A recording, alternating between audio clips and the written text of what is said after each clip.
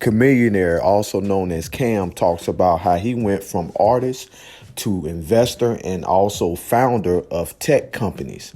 Listen to him as he breaks it down. Check it out. Exactly how it's properly done. Lights, camera, action. The state of the music industry is designed to rip off an artist. Chamillionaire went straight to it. Let's get right back into it. That's what I believe. I believe that when the check gets handed to an artist, the check is normally not right. That's why most record deals are not in the favor of the artist. The first person that told me this was Nelly. Nelly told me, you got to learn how to do this thing called an audit. Shouts out to Nelly for giving him that info. And I was like, what is that? And then he was like, man, you got to get a lawyer. And so I searched, I found Jay-Z's auditor, right? That's not a bad choice to get Jay-Z's auditor because, Jay-Z appears to have his business right. And then this guy went and said, I'll do it for, I'm not going to charge you up front. I'm going to take a piece. And I was like, okay. So he goes and he finds over $600,000 that the label hid from me. And this, my friends, is the key reason why the record labels stay in profit mode. So I was like, wait a second. Is this the way it always is? He's like, yeah, you got to keep on doing this. So I realized all my peers didn't know this. And the way I got off of Universal when they didn't want to let me go is I told them, if you don't let me go, I'm going to go teach all these guys on the label how to do an audit. Great power move by Chamillionaire because that created leverage for him. And they let me go because of that. They didn't want to pay all that money. You know what happens when the artist finally sees the picture, when they see what really goes on? More than likely, an artist will switch lanes. And this is what happened when Chamillionaire switched lanes. He breaks it down like this. Check it out.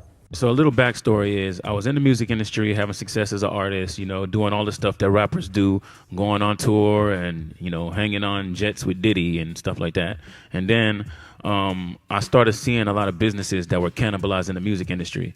So that made me curious, and I wanted to learn more about why these companies were able to do something that I felt was damaging our industry. So that curiosity made me study a lot of companies, and then I learned about this thing called Silicon Valley and all of these tech companies. Now, at first, for a rapper, that's kind of intimidating. It's a lot of smart tech engineers, and oh man, I don't know nothing about that type of stuff. It just seemed boring. But then when upon further investigation, I started realizing that, wait a second, there's something special happening here. All the tools that we use, from Instagram to Twitter to Snapchat, these tools are built by young people, right? That understand social. And I was like, wait a second, I understand social. So I started going to tech conference after tech conference, and I was just curious. I was listening. I was hearing what everybody was saying and meeting all kind of different people, learning about all the different layers, venture capitalists, founders, engineers, et cetera, et cetera. And then once I got enough information, then I started realizing, wait a second, I think this is right for me. I want to start getting involved with companies. So I felt like I had a lot of insight into the way people use social from using social for so long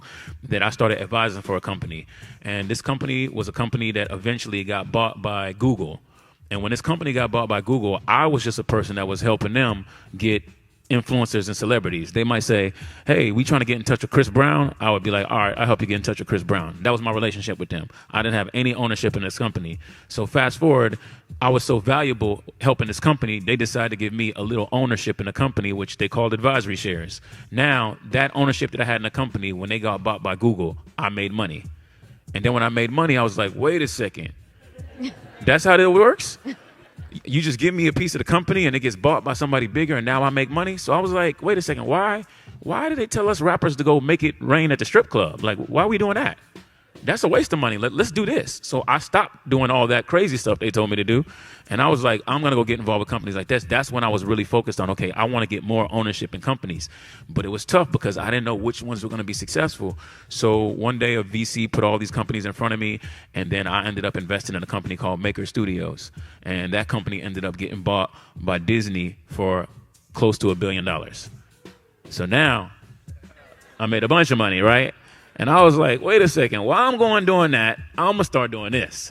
And it just became the thing. I started trying to get more and more of my peers to come over here and get in this world with me. The first person, my co-founder who's back there, he grew up with Big Boy from Outkast. So we was telling Big, like, hey, man, you don't need to buy another Rolls Royce, man. You got 20 of them already. Let's take some of that money and put in some of these startups. And then it became like that. And next thing you know, Trey Songz and E40 and a bunch of other people started doing it. And now we all invest in startups. And then, And he also talks about two things that he focuses on. And you will be surprised it's not about the money. Listen to him as he breaks it down. Check it out. My focus has never been actually about money. It's always been about information and relationships. I've always understood that those two things were going to be the things that were going to make me successful.